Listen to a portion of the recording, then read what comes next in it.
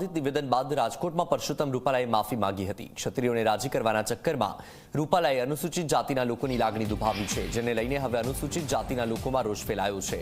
રાજકોટના ક્ષત્રિયોના કાર્યક્રમમાં પરસોત્તમ રૂપાલાએ કહ્યું હતું કે જે કાર્યક્રમમાં તેમનાથી બોલવામાં જીભ લપસી હતી એ કાર્યક્રમ કંઈ કામનો ન હતો।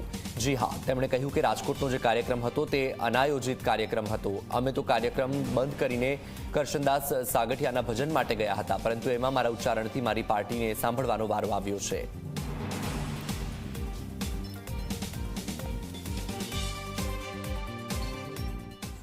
આજે એક ચૂંટણીની અને એ બી અનાયોજિત કાર્યક્રમ, એ કોઈ કાર્યક્રમ પણ નહોતો। અમે તો કાર્યક્રમો બંધ કરીને કરશનદાસ સાગઠિયાના ભજન છે એની હાટુથી ન્યાય ગયા હતા। એવો કાર્યક્રમ એ કાંઈ કામનો નહોતો।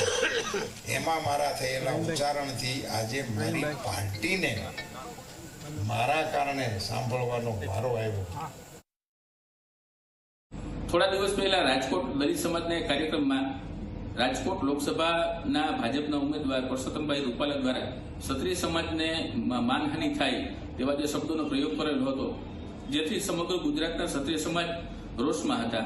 અને આ રોષને ઠાળવા માટે ગઈકાલે ગોંડલ ખાતે પરસોત્તમ રૂપાલાની માફીનો કાર્યક્રમ એક યોજાયો હતો। આ માફીના કાર્યક્રમમાં ક્ષત્રિય સમાજને વહાલા થવા માટે દલિત સમાજને ઉતારી પડવાના જે એના હાવભાવ અને જે વાણીવિલાસ હતો, એનાથી સમગ્ર ગુજરાતના અને સમગ્ર ભારતના દલિત સમાજની આસ્થાને, એની લાગણીને ઠેસ પહોંચી છે। મેં આજે વંથલી ખાતે લેખિત ફરિયાદ આપી અને પરસોત્તમ રૂપાલા વિરુદ્ધ એટ્રોસિટી એક્ટ મુજબ ગુનો દાખલ કરવા માટે અરજી આપેલી છે। અને આગામી 48 કલાકમાં જો ફરિયાદ દાખલ નહીં કરવામાં આવે તો નામદાર કોર્ટની અંદર હું ફરિયાદ દાખલ કરાવીશ। માંગણી તો એવી જ છે કે જો દલિત સમાજની લાગણી દુભાતી હોય અને ક્ષત્રિય સમાજની પણ લાગણી દુભાતી હોય, જે આ માનસિકતા છે, આવા માનસિકતાવાળા લોકોને રાજકોટ તો ઠીક છે, પણ સમગ્ર ગુજરાતમાં ક્યાંય પણ લોકસભાની કે ધારાસભાની ટિકિટ ન ફાળવવી જોઈએ।